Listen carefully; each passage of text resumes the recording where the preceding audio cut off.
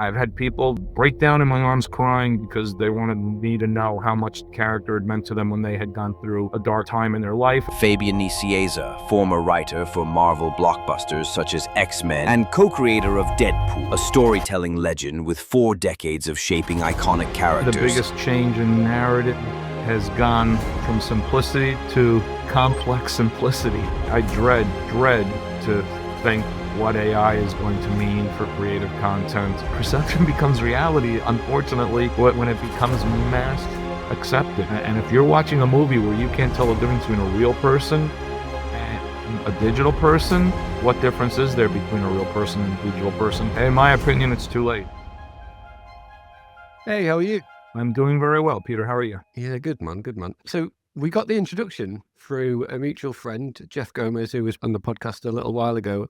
And I don't want to spoil it. I'm going to hand it over to you as to all of the various famous characters and stories and companies and movies and everything that you've been involved in. So yeah, let's maybe start with who you are, what you do and why. My name is Fabian Nicieza. I call myself a writer, but I've been advertising manager, an editor-in-chief, a publisher/president, a chief creative officer, a little bit of a lot of things over a 40-year career. In just a few weeks, early August marks my 40th anniversary of when I first got a job at Marvel Comics on staff, and I quickly became Marvel's advertising manager, responsible for all the promotional stuff they did in their comics and in direct market shops all over the world, actually. Promotional posters, house ads, giveaway stuff, convention giveaway materials. And then I started selling my writing to the editors at Marvel while I was on staff, and the writing grew to the point where I was writing Marvel's X-Men title in the early 90s, along with New Warriors and X-Force. I co-created Deadpool at that time. Rob Liefeld created Deadpool, and I co-created Deadpool. And then I became editor-in-chief at Acclaimed Comics, which had been Valiant Comics. That's where I met your previous guest, Jeff Gomez. Jeff was one of my editors, savvy, smart little sucker that he was. And a few years after Acclaim had folded, Jeff lured me in, much to my chagrin and often my regret, by telling me that he was percolating a Hot Wheels project with Mattel. And we weren't 100% sure what the project was yet. It was really just in formulative pitch stages. But he had the 8-year-old in me with the words Hot Wheel. So as a result of the success of that project with Jeff and Mattel, I ended up working pretty much for almost 15 years with Starlight Runner on intellectual property development and content management to help movie studios, video game companies, toy companies take their properties across multiple platforms beyond the core platform that we were dealing with, whether that be a movie or a TV show or a toy line or a video game. At the same time, I was still doing a lot of my own writing. I wrote Thunderbolts, Gambit, Cable, and Deadpool for Marvel. I wrote a lot of Batman stuff and Robin and Red Robin for DC Comics. And then in the late teens, I decided that I had to write a book because anytime I had tried, I had failed and needed to, because if I didn't do it by then, I don't know that I ever would. So I sold my first novel to Putnam Publishing called Suburban Dicks. It was published the year I turned 60, which I thought was cute. And it was a 2-book deal. So the second book, which was a sequel, was called The Self-Made Widow. It had nothing to do with any of my writing before that, nothing to do with the action genre or superhero genre. They were murder mysteries set in my suburban town in New Jersey. And the first book, Suburban Dicks, was nominated for an Edgar Award, ironically enough, as best first novel by an American author. I'm not American. I was born in Argentina. Yes, I am a citizen of the U.S. I better say that out loud in case ICE is outside my door. And I just recently signed a contract with St. Martin's Press for a new book, which I'm starting to work on now, called The Sin Puppet. Probably won't be published till 2027, the way publishing schedules work. So I'm deep in that right now, basically really struggling my way through figuring out all my complications in my second act, as it were.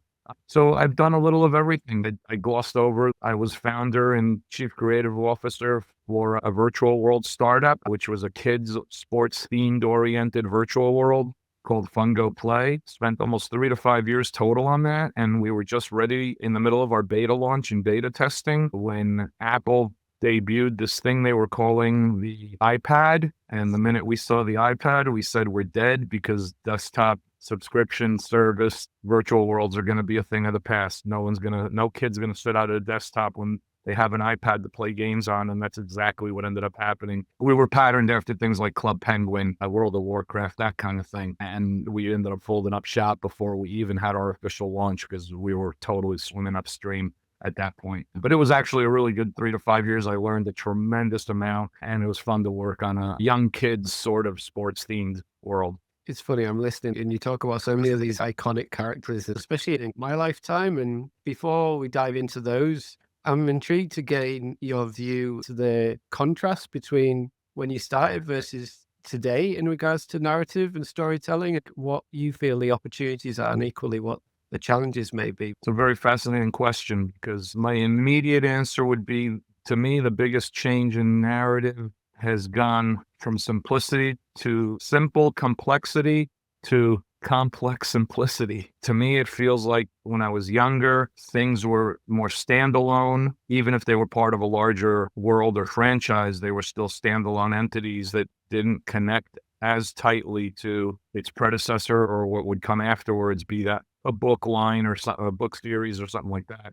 But the stories were more complex. And to me, now, the individual narrative structure, the themes, the character choices, all of that feel more simplified now than they used to be. I grew up in the 70s, and you watch any movie from the 70s, and we call them the downer endings. How many movies ended with just absolute downers in the 70s? And nowadays, it's always the happy ending. So I just feel like even though we can have shaded and nuanced storytelling now, more often than not, we strive for more of a kumbaya happy ending now than we did when I was younger. In regards to some of the main IPs that you've been involved in, especially those that you've co-created, such as Deadpool, what, from an influence perspective, I'm just trying to pick apart from when you created these characters, what influenced you around that time? I like to say, because it's accurate, that I've written from Winnie the Pooh to Wolverine. I've edited from Barbie to William Shatner's Tech World. I've been fortunate in that I've been able to have a finger in the pie of very different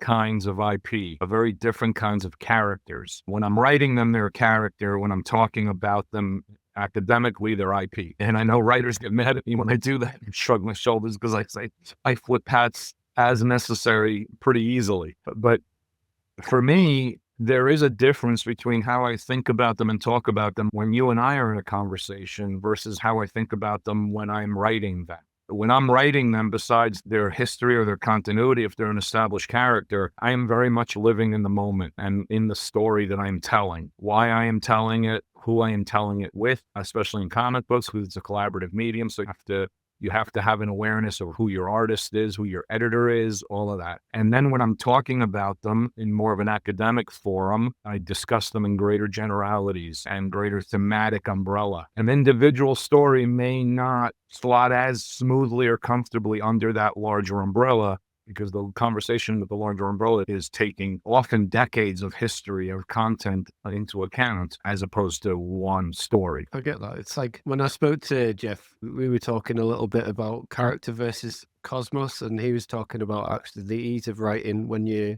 looking at the location in which these characters live and thrive and like what the environment is around them. It often makes for an easier writing process when you start looking at a cosmic level rather than down at a character perspective, because you've got more scope to play with there. Yeah, and a lot of these story worlds now are so rich in continuity, so rich in history, that you can get lost in that. You can wander away from your individual story because you're too busy thinking about everything else that happened before. You hear the aspects of that a lot from, and I'm putting in quotation marks, civilians, laymen, as they're watching something. 9 times out of 10, I realize that the people who say that kind of thing are looking for that in whatever they're watching as opposed to just watching. Because way too often, one of the most recent examples was the Captain America movie that came out, where I heard several critics complain that if you hadn't have seen the Incredible Hulk movie before this one, you were totally lost. And I thought to myself, wait, I'm watching this movie. I'm positive they actually used footage from that 2008 Incredible Hulk movie in the movie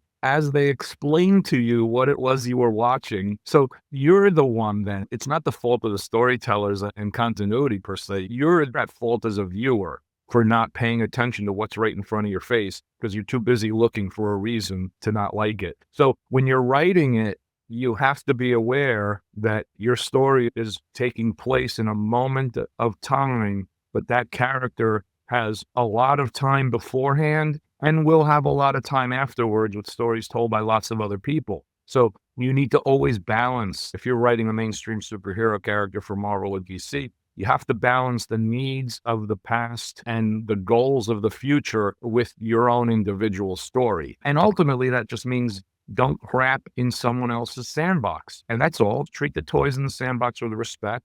Know that someone handed them to you and know that you're going to hand them off to somebody else. And don't tell a story that violates a character's basic core DNA. A common thing Jeff and I use all the time is, what is your character's DNA? Ultimately, what is their origin that basically serves as the bedrock of the kinds of stories you can tell with that character? If you're telling a story with an established character that doesn't follow the DNA, you're probably not telling the right story. It doesn't mean it won't be a good story, but it's probably not the right story to tell with that character. Yeah, definitely. And I guess from a character perspective, we had a conversation beforehand and we were talking about Deadpool, and I was talking about my favorite character within Deadpool was the character of Peter. I just thought he was a nice little bit of light entertainment outside of everything else. And yeah, like I really liked the way that character was written, and especially like being a big fan of Rob Delaney, I just thought it was a good inclusion. But yeah, in respect to Deadpool, like what drew your influence? What are you most proud of in that kind of time? I think that ultimately what I'm most proud of from a writing standpoint is the 4+ year run I had on Cable and Deadpool,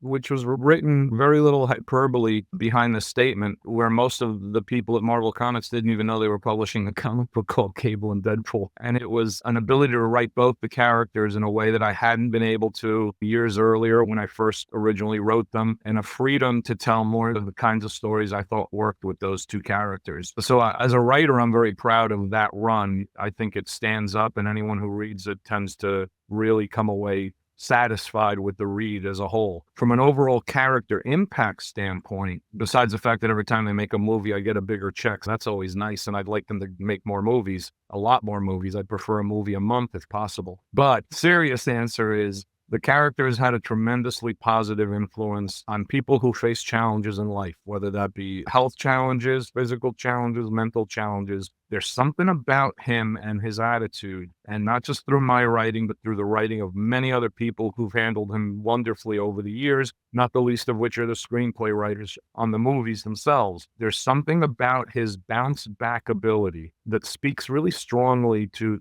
people who face life challenges. I've had people break down in my arms crying because they wanted me to know how much the character had meant to them when they had gone through a dark time in their life, a depression when they were younger, people who have gone through cancer and treatment, things like that. You take a step back when you've heard that often enough, and you take a step back from the Bugs Bunny snark, which is fun and easy to write and enjoyable. You take away from the violence, which is always cathartic because you know it's within a fictional context and excessive. You take a step back from all of that and you realize that the work that we all do, the fiction that we tell, can have meaning in people's lives. And when it does, it's like an invaluable thing. It's not that you walk away all glowy or anything. You just realize that you also have a little bit of responsibility too. You're writing something that people are going to read. So why the hell would you not prefer to write something that affects people positively rather than affects people negatively? I've always felt like I'm an aspirational writer because that's what I grew up reading, and I try to remain that way now, no matter the subject matter. I'm trying to write aspirationally positive stories ultimately.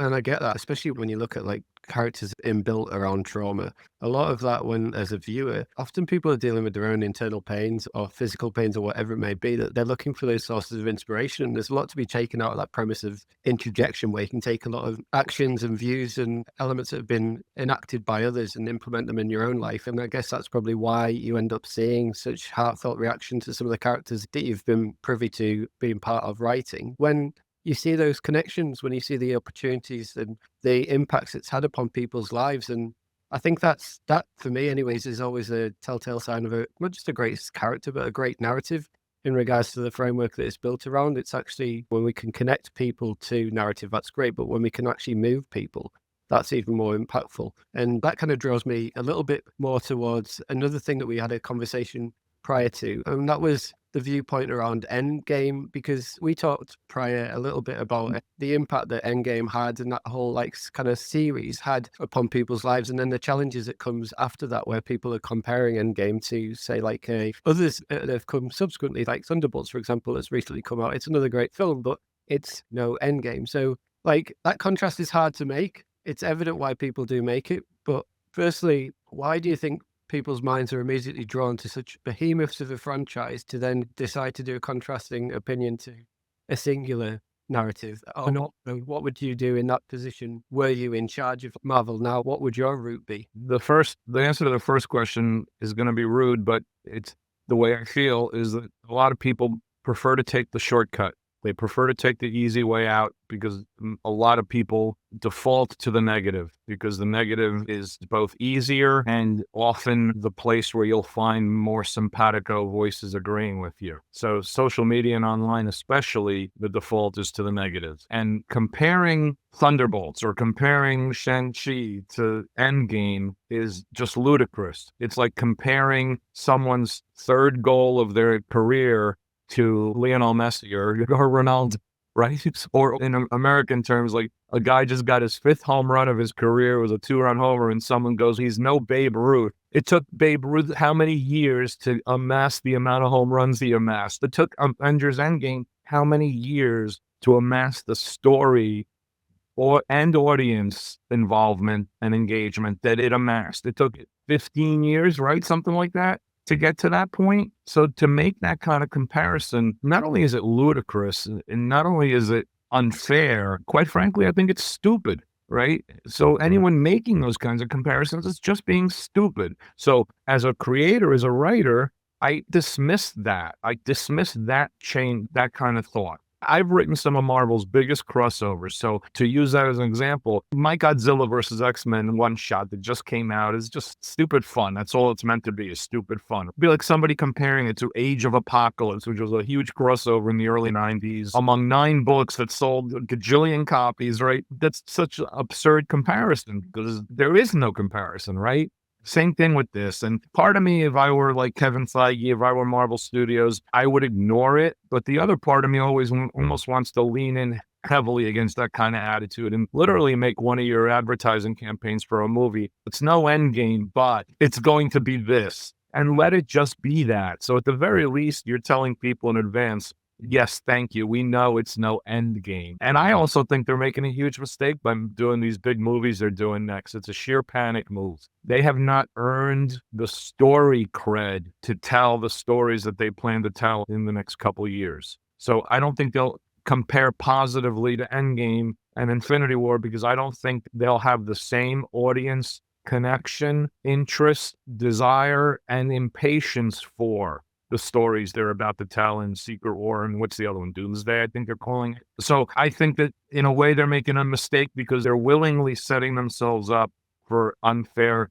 comparisons by doing what they're doing. And I could be wrong and right at the same time. They could be incredibly entertaining movies, but they're still not going to have the same emotional impact that they had with audiences in Endgame. You may not have people standing up and whooping and cheering in the middle of a theater when the hammer ends up in Cap's hand, because that moment was built up on 10 years of story bits and audience engagement and interaction with a character. It makes me think about what would your approach be instead of following that route? And also, secondly, in the terms of big franchises, can big ship franchises still float in this ocean of content? The first question is, I would have made better movies in the last 5 years. That's what I would have done. I would have had the same level of cohesion to my choices and my storytelling and my narrative threads in my last several years of movies that I had in my first 10 years of movies. There's a lot of reasons for that. We talked about that previously. There's a lot of reasons why this has happened,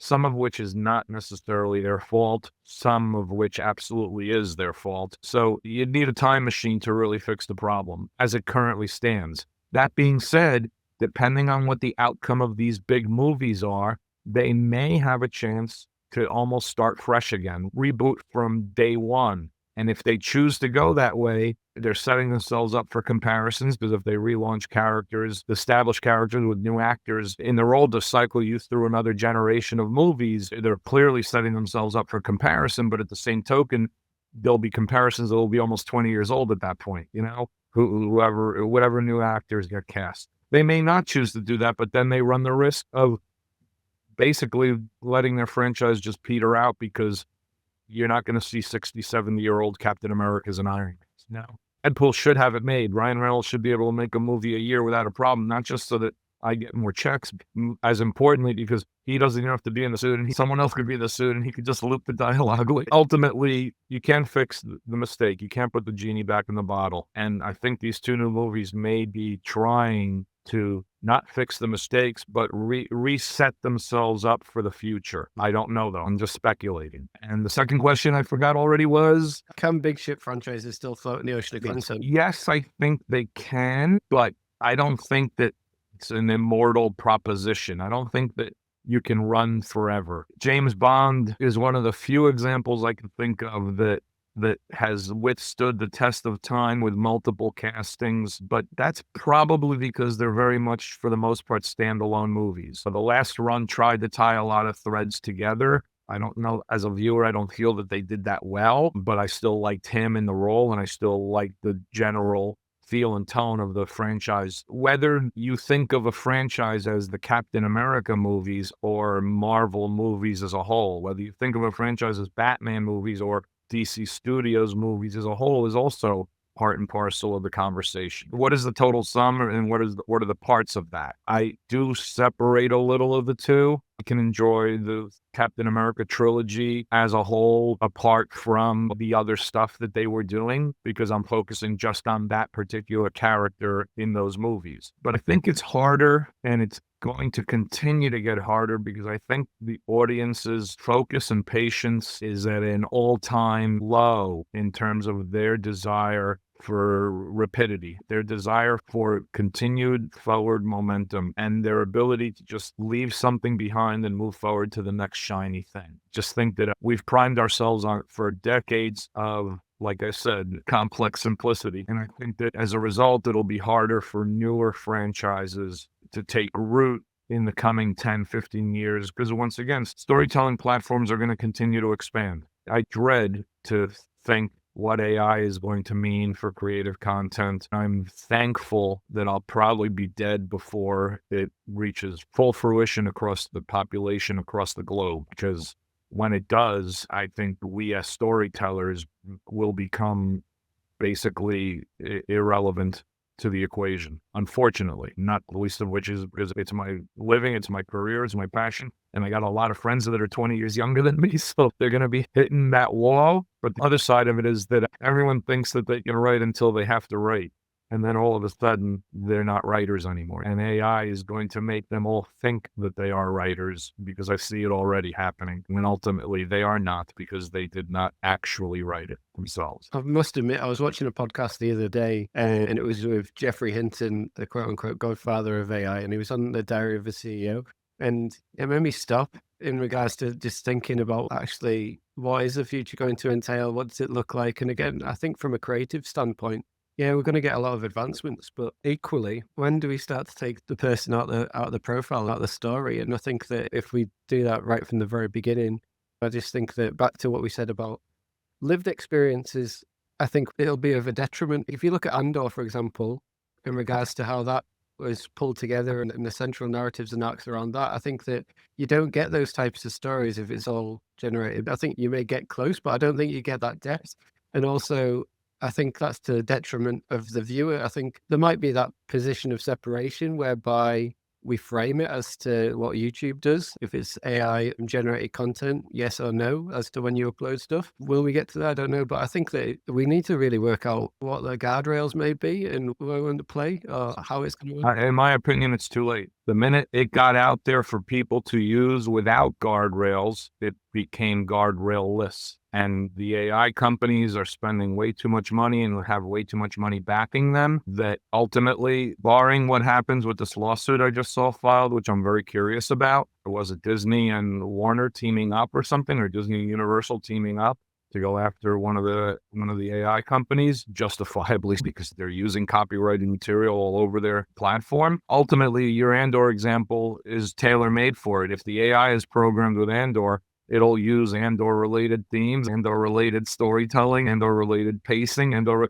because it's part of its overall data mining flow. And because they've mined so much content already, so many of them, I looked up, they give you the chance to look up, and I know both of my novels were mined already. I think it was ChatGPT, I don't even know. I don't pay that much attention to the individual companies involved. I only pay attention when some idiot posts online about the great thing they just painted or wrote and they didn't paint or write it. That's generally the extent of my emotional engagement in it, because the companies are behemoths and you feel completely lost in your ability to fight a behemoth.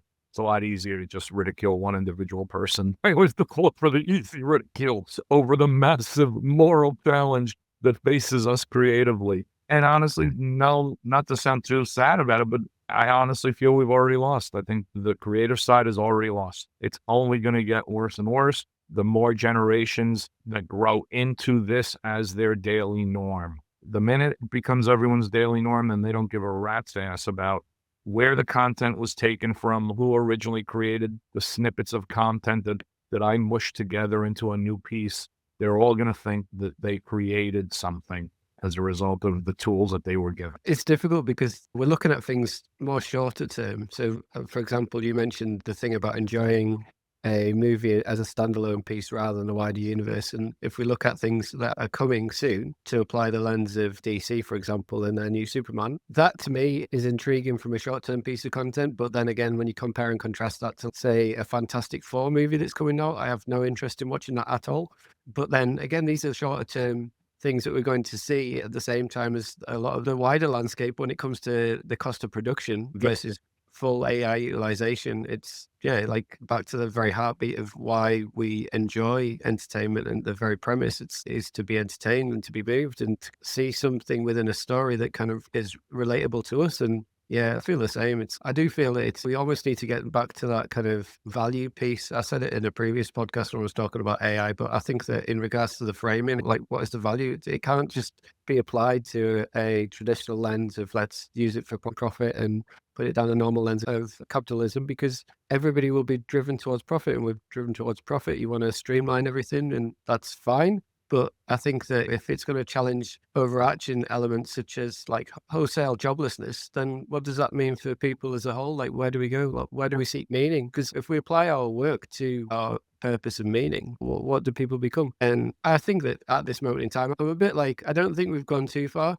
But I do think we just need to actually have these conversations ultimately to figure out like what the road ahead looks like. Because again, back to an Andor example, but put it under a lens of a society that nobody works. What does that look like? What do people seek meaning for? What's their value? How do people occupy their time? What does that do in regards to conflict? And those pieces, even from a storytelling perspective, I think it's intriguing. But the reality is, it's not too far away. I know that Jeffrey Hinton was talking about anything between 20 to 50 years. So it's not that far. I think it's going to be less than 20 years. I think we're 10 to 20 years away from the majority of the creative film and television arts being usurped by components, if not as a whole, then certainly in regards to a lot of the things that make that up, like whether it be art design, background designs, all of that stuff, editing, color modulation, all the background elements that go into what you're watching on screen. I think that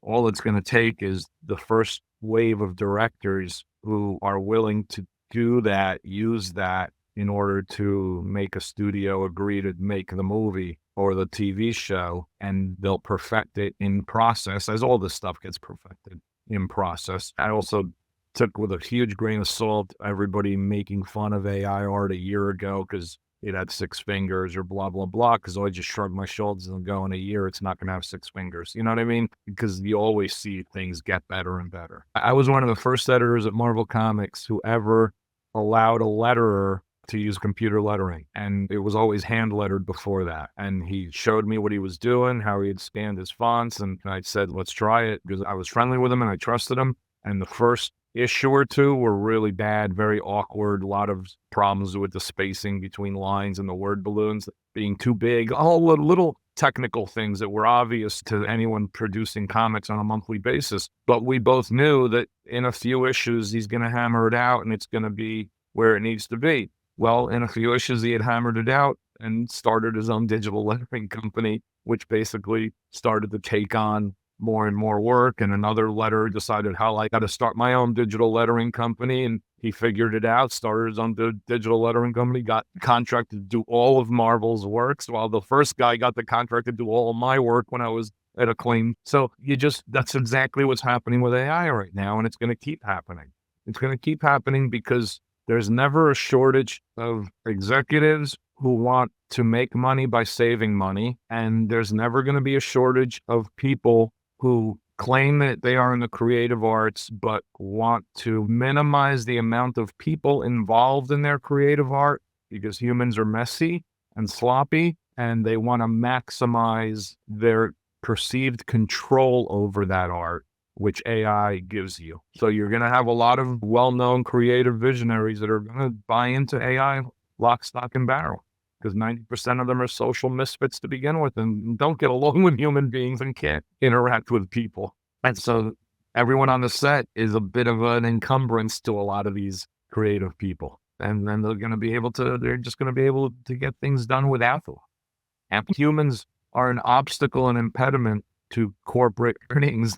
That's how corporations see it. And outside of legitimate physical manual labor, corporations will take absolutely every opportunity they can get to weed that out. And they're going to weed out, and obviously they do weed out physical labor. They're going to continue to weed that out more and more. Where we are after that, Peter, look, I'm going to be dead. So I shrug my shoulders. I worry about my kids. I worry about you. I worry about your kids, because I don't know what the answer is to that. I don't. But you can clearly see the road that they're going on right now. They all saw the same science fiction movies I saw. They all read the same science fiction books I read. They all know that what it's going to do to the world, but they're going there anyway. I do think that at this moment in time, we just need to go right back to the very source and understand, what do we want? Because if we look at the last great revolution, like if we look at like the Industrial Revolution, that was essentially a movement from production and efficiency around production. It wasn't intellectual capital. It wasn't people's minds. It wasn't like intellect that was being challenged. Again, you then do look at things where like this is a direct challenge on intellect. And if you have the ability to look at all of those types of roles that are intellectually led, then yeah, that's the challenge. So you have to figure out, how do we actually work in a way that is hopefully working in partnership or in close-knit ties to something that, yeah, like from a food chain perspective, we will no longer be on the top of the food chain, because back to what you said about the fingers example, just give it a few iterations, it's going to dramatically change. I think this is maybe like a pause moment for people to think, and it's not something that people are unaware of. It's just, what type of society do we want to build? I think that's the question. And how does that world affect like your children and their children's children, and what they're going to inherit? Because I think if we do get to that, then hopefully we might get back to a period of like stoicism, where we think calmly about the types of societies we want to build, rather than go for the latest shiny toy and go for this short-term quick wins. This is going to make my profit go through the roof, blah, blah, blah. But if we go the other way and go, actually, what type of world do we want to build, and like our viewpoints on long term, then again, it draws me into people like Ari Wallach and his viewpoint upon the long path, and how we cultivate that. I don't think that we are ever going to be in a position where it's the end of the world. I do think that there's an opportunity there to just work out what we can do and what we will do. It doesn't need to be that way. And I do think, maybe it's just I'm stupidly optimistic, but I do think that there's going to be... Look, I think you have to be optimistic. Otherwise, it's too damn depressing, the other side of the coin. My concern is that I've watched the same exact thing happen in various entertainment industries on much smaller scales. There were dozens, if not hundreds, of model making companies and miniature design, set design building companies. They all vanished pretty much when VFX improved and digital VFX improved, so that you didn't need an actual USS Enterprise model your camera to shoot around. The computer could create a much better version of it. All of it's digital now, 30 years later. So hand lettering is completely gone. Hand coloring is completely gone. It turned into all computer digital coloring. So hand colorists who used to literally use Dr. Martin water dyes all lost their jobs. Very few of them transitioned into digital, because most of them were of an older generation that wasn't going to do that. So that's all microcosms of the whole that I've watched change as a result of technological updates. And because they're individual pieces, it's much easier to go, that's progress, that's going to happen, it's unfortunate, blah, blah, blah. The difference is now we are talking about a revolution of the whole, not the parts, because the next step is going to be digital actors, because you're going to be able to create them in such a lifelike way that you won't be able to tell the difference. So then we don't have to pay those pesky actors, and we don't even have to pay voice actors, because AI is going to synthesize and create a voice for those digital actors based on all the data they have for all the voices they've scanned from all the movies they have in their archives. So my concern about the situation is that we're no longer looking at individual pieces being enhanced or just steamrolled by technology. We're looking at the total package of everything: writing books, writing screenplays, filming, photography, graphic design. Everything it will become people putting prompts in rather than people creating art.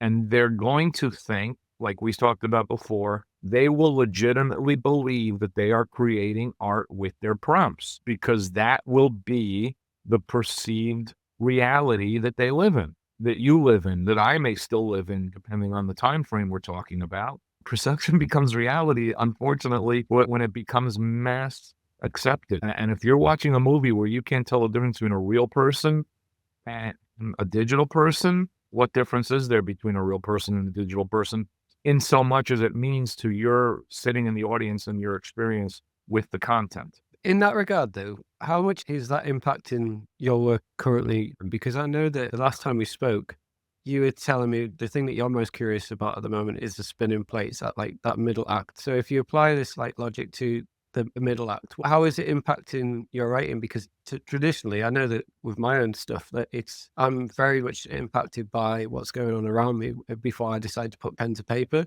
What about yourself? Doesn't impact me at all. I don't think about it at all. I'm being paid to write a book. I'm going to write a book. I have to figure it out and work with my editor who will help me figure it out. I know of a couple people that have told me that they have plugged stuff into ChatGPT. No, I'm not saying that. I'm saying more so as in the conversation we've just had about the challenges of AI and how it's reshaped everything, like that rather than the optimization and usage of AI. At age 60, I'll be 64 in December. So at age 64, it doesn't impact me that much at all, because if no one wants to buy my work because they can get it cheaper or perceptually better by using AI, it'll happen at a point in time in my life where I'd be less likely to be selling my work anyway because of my age.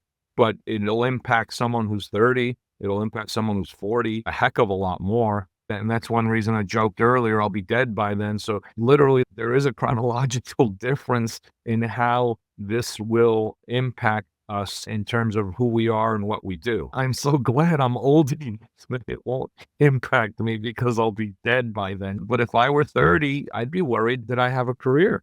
I'd be worried that I have a chance at a career. And as a result, I'm much more likely to lean into using that stuff out of sheer fear as much as out of ease, as much as out of perceived ease. It makes my job easier. No different than a computer spell check made your life easier back in the day. It's a little different. I get that, the thinking behind those points, because I come from an age where I started with a typewriter and then was excited when I graduated to an electric typewriter. So I understand that process. But ultimately, what the people who are saying that to me are telling me is that they have no conceptual difference between the process of creating versus the creative process. The creative process is coming up with the story and the characters and the twists and the turns and the conflicts and the resolutions. The process of creating is typing it up and using the formats that are available to me and using my Word document if I can, et cetera, et cetera. So for me, the process of creating has evolved and changed over my life, but the creative process hasn't. For people your age, your generation, the actual creative process will change, because the use of AI will be a part of the creative process. And the irony is, it's born of having sucked up all of the creative process that came before it in order to make it happen. One of the things that we were talking about, and also that led to this conversation, was the premise of transmedia. So if we look at transmedia, you said to me before the call about the origins of transmedia philosophy was a fanboy's dream in theory, but can it ever really work in that way in execution? What's your views? Yeah, and Jeff first proposed all of this to me back in the late 90s when we were working at Acclaim together, and he was working on the Turok video game and I was working on the Turok comic book. We were reconceiving the character for the comic book, and as a result, we actually ended up influencing how they packaged the game. And Jeff wanted to try to do multiple Turok things on multiple platforms, and we actually had a comic book. We had the video game, we had a toy line, we had a comic book inserted into the video game.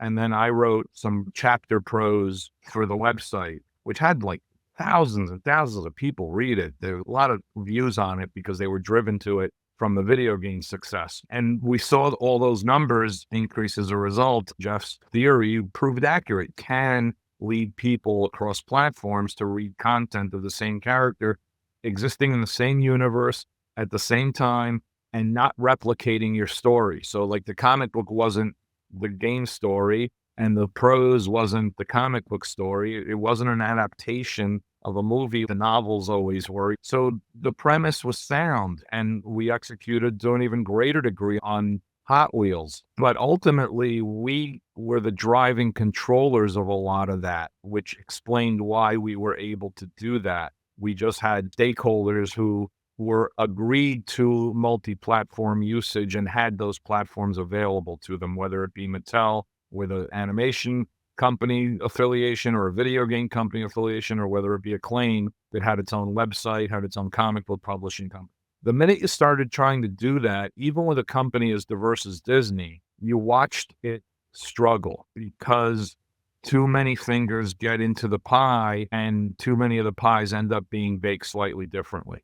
So unless you have very stringent franchise stakeholders in place who can dictate terms to other platform stakeholders who may not get it, to give you an example, the Disney prose book, the Young Jack Sparrow books they were doing at the time, they started submitting their novel manuscripts to us to look at, because at that time we were the quasi stakeholders for Pirates because we had been working on the mythology for the studio marketing division. The first chapter of a Young Jack Sparrow book, he slits the throat of somebody on a dock and gets a little bag of gold from him. And Jeff was like, what? Jack Sparrow doesn't slit people's throats to get gold from them. Like, he connives and he finagles, much less 13-year-old Jack Sparrow. We saw an Italian comic book where he literally entered a portal through space and was on a spaceship with ray guns being shot around. That was the Italian comic book that they were doing, right? So without franchise stakeholders who will say, no, you can't do that, they're going to get done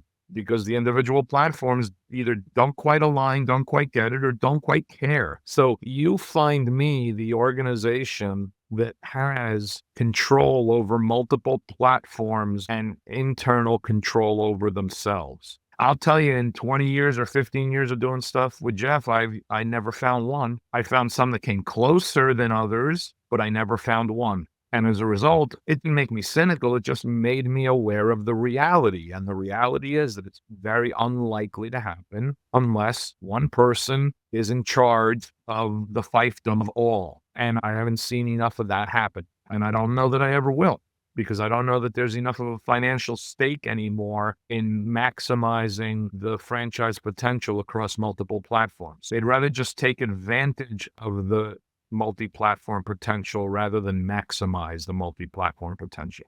And Jeff's vision requires maximizing it. And most people at these large corporate entities aren't as interested in maximizing as they are in just product fulfillment. I agree. And when you're choosing or looking at these IPs that can cross borders and cross platforms, it's not just the fact that they can, it's the fact that why are you opting to pursue that? Because if it's just simply to enhance your revenue, then that's fine. Everybody's entitled to their own view. But to me, anyways, the real reason why transmedia should and continue to be is to serve a broader ecosystem of an audience base, quality of content that drew you to initial phase in the first place, be it if it's a comic that you're really enamored by, or if it's a video game that you love and there's a great community there, you want to share that because it's of the value of the story, of the narrative, and then the scope of the opportunity to expand upon that in a way that seems right. Like, it doesn't seem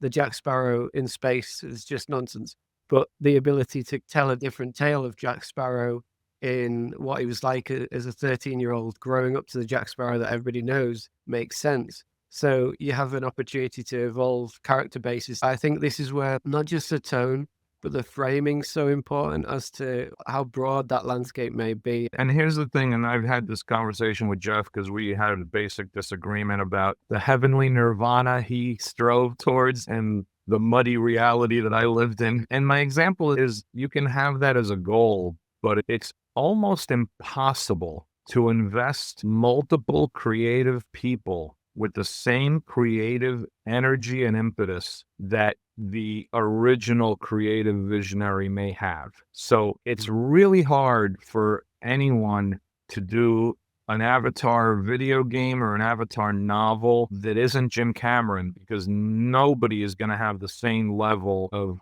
passion, understanding, and most importantly, emotional connection to Avatar that he does. That doesn't mean you can't have Captain America Winter Soldier, which is a great Captain America movie, because you've had 50 years or over 60 years of Captain America comics publishing before that, which has had some great stories by great creative people. It's just that the more you diffuse it, the more you dilute the DNA, the touchstone of it. And the example I give is that I wrote a comic book for Marvel called New Warriors. I quit it after 53 issues because the company wasn't investing the same creative energy into it that I was at that point in time. And I burnt myself out of that energy because I wasn't getting it reciprocated by the company that was publishing it. They've tried to relaunch New Warriors 4 or 5 times since then. It's never succeeded. More than 12 issues. Nobody is going to be able to put the creative energy and the specific spark into it that I was able to with the artists I worked with. It's just not going to happen because it was specific to its time, to me at that time, to my relationships with the artists and the editors, etc. Try stretching that out across 4 or 5 platforms, novels, video games, play stuff, you name it, whatever other platforms you want.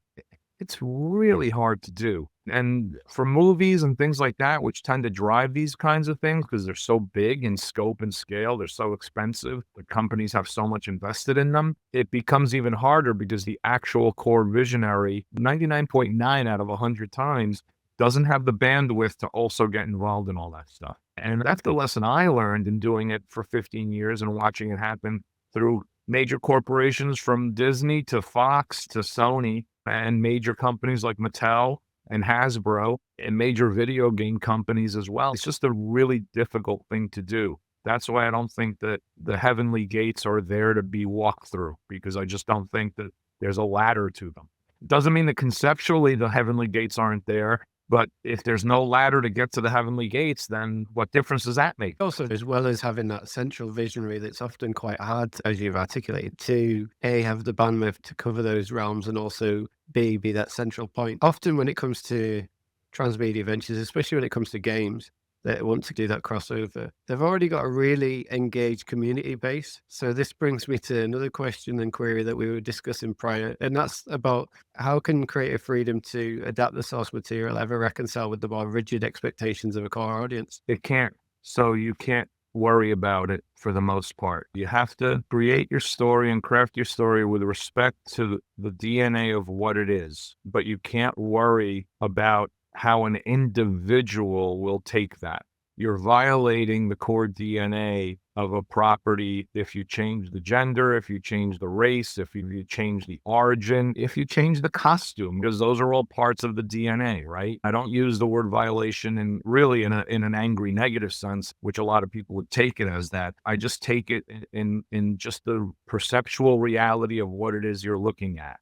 Combine that choice, the choice to do that, with an audience that is built up of predominantly, I won't say overwhelmingly, but predominantly very insecure, psychologically needy, and generally speaking, people that are unable to think outside the box, even though they were raised on reading stuff that made them think outside the box, then you're going to get the backlash because it's a double whammy. You are literally teeing yourself up for someone to complain to you about something. The joke I just had recently on social media is that when crafting the Superman costume for the new movie, James Gunn very smartly took aspects of almost every iteration of the Superman costume. That way, he was ensuring himself that not a single person would have something positive to say to him. And the joke is, like, he knew what he was doing. He knew that by taking bits of everything, he wasn't going to be rewarding the very people who would be complaining about it. He was only just giving fodder to everyone who would complain about it. Because if you were a Golden Age Superman costume guy, you're going to be mad that they have the new 52 DC neck thing or whatever, et cetera, et cetera. If you're a Zack Snyder guy, you're going to hate that he has red trunks, but you're not going to complain that he has seams in his costume because Zack Snyder did that. So you have to almost prepare yourself for the fact that the adage, you can't please all of the people all of the time, is a reality. Ultimately, when you're making a gigantic major motion picture, much less writing a novel or whatever, you have to write to please yourself and to please the needs of the character, the story, and the character's history. That's what you have to do. And you do that to the best of your ability and you let it fly. I've had people wait online to get my autograph, and one guy wanted to tell me I suck, and another guy wanted to tell me I'm the greatest. I neither suck nor am I the greatest. I'm probably somewhere in the middle. I've had one guy drop a comic book in front of me, which was the single worst issue I thought of a book's run that I had written.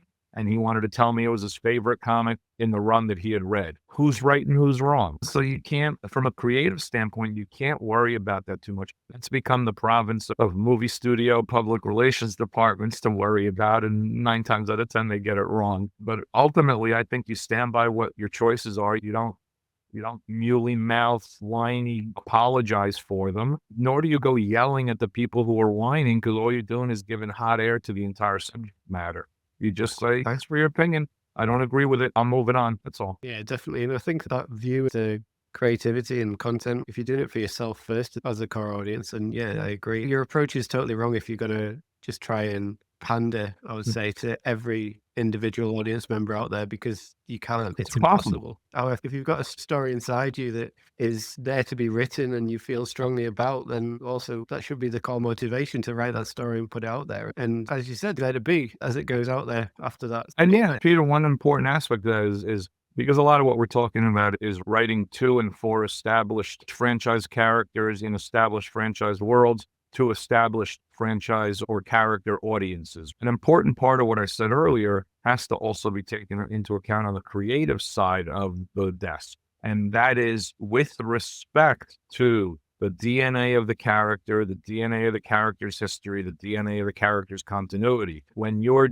doing things that either willfully disrespect those things or can be interpreted as a disrespect of those things, you are choosing creatively to set yourself up for that kind of backlash. Whether you deserve it or not is a whole nother matter. Whether the work earns that backlash or not is also a whole nother matter, especially considering most of the backlash comes before anyone's even seen or read the content, right? But you have to acknowledge on your side of the desk that I made a creative choice that is going to lead to that kind of thing. If I wanted to write a story about Superman that violates mostly everything Superman is, why the hell am I writing a Superman story? Why? Because we know who Superman is. And Superman is not who you want him to be.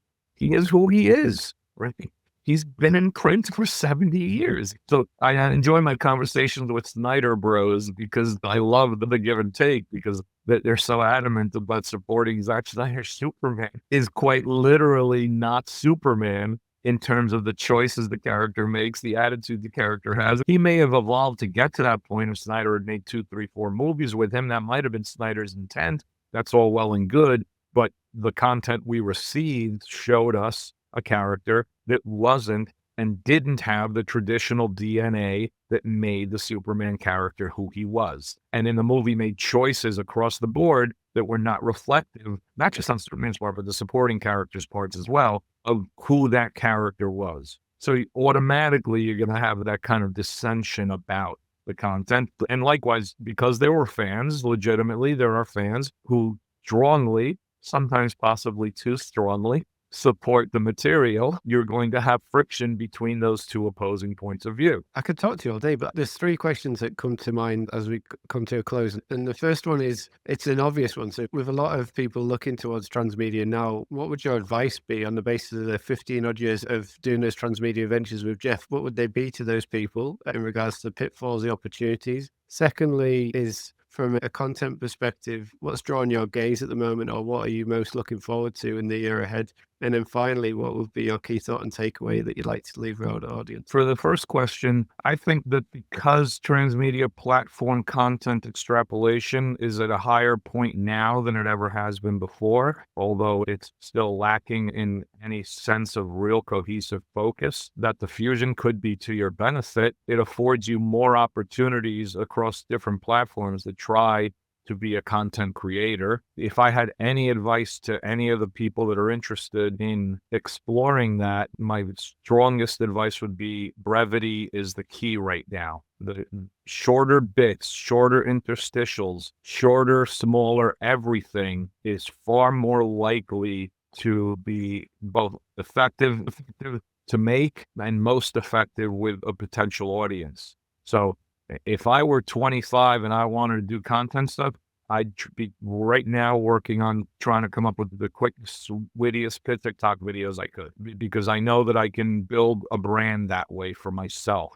And it could even be off of established brands, because you can use copyrighted characters in a 30-second video real quick and not worry as much about trouble, depending on how you choose to use them, of course. In that context, I'll also say don't violate and disrespect the copyright stakeholder. Don't do a Superman porn TikTok video, because you're only pissing off a lot of people for no reason whatsoever. Be true to the choices, be true to who the characters you choose to make content of are. If you're your own content creator and you are the star of your content, you wouldn't necessarily disrespect yourself, right? So don't disrespect an established property. The second question was the things that I am looking forward to. Very much looking forward to the Superman movie. Less, but still equally interested in the Fantastic Four movie, just because it's Fantastic Four and I grew up reading it. So I want to see another attempt at getting it right on screen. We'll see. It hasn't been done right on screen yet, but maybe this one will do it. But Superman, I'm really looking forward to, because I like James Gunn. I like the stuff he's done, and what I've seen so far has me hoping that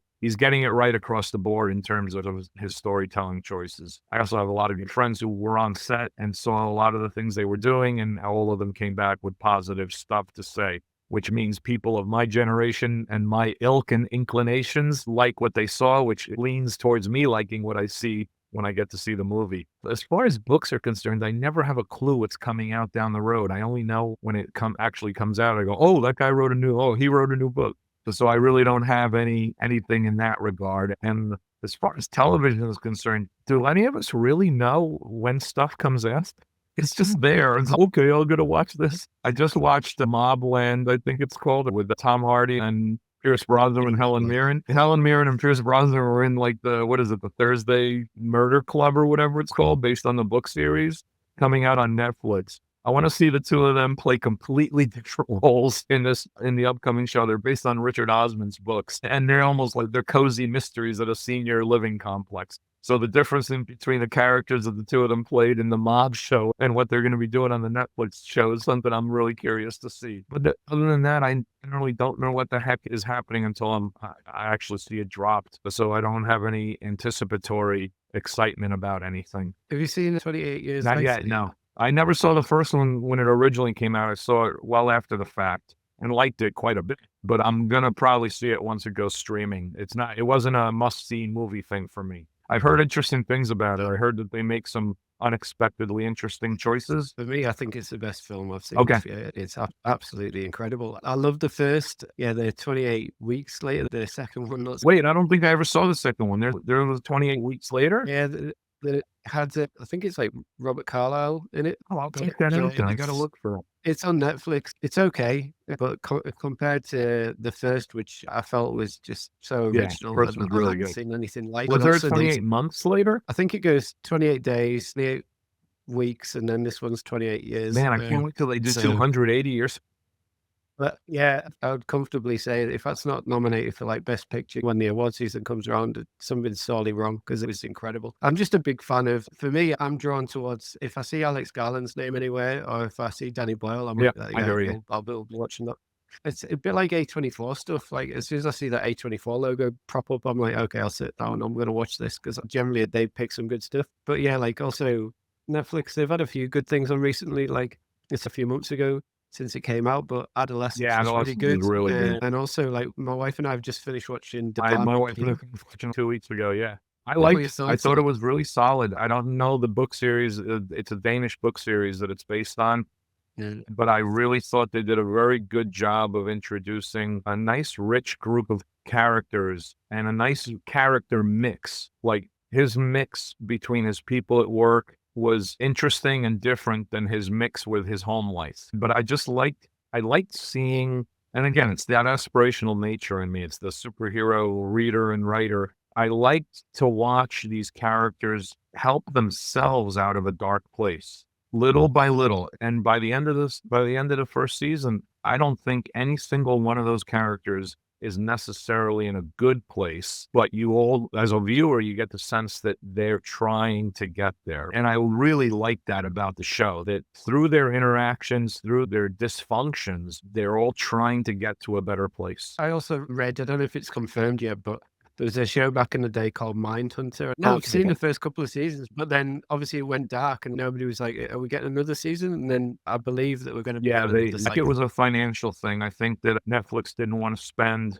the amount of money it cost to make that show against the algorithm's viewership. But for whatever reason, they must have found a way to do it, or the algorithm showed that it's had repeated viewings over the years. I don't know, but I think I read just a week or two ago that they had agreed, Fincher had agreed that they're going to be able to do a third season or a movie or something. I think it's the third season's coming. I up enjoyed again that show as a well. lot. I thought it was really well done. Man, it's been an absolute pleasure, and I'm sure it'll be the first of many conversations. But thank you for It was a lot of fun. It was really good to talk about something other than X-Men comics I wrote in 1992. So thank you.